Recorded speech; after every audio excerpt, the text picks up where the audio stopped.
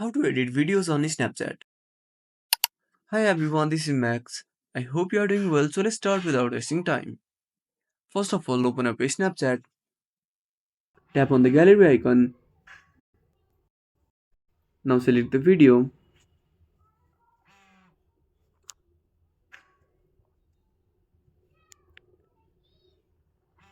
Now from the T icon, you can add text. Now tap on OK. Now tap on sticker icon to add stickers.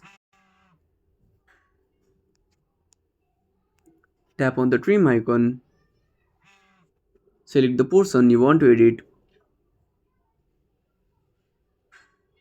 Tap on done. Tap on the music icon to add music. Tap on OK.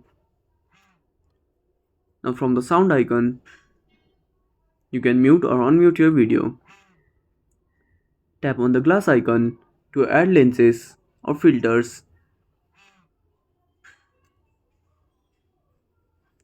Now from the microphone icon, you can add audio.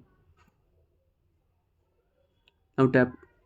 Now from the crop icon, you can crop and adjust the screen like this and tap on OK. So that's it.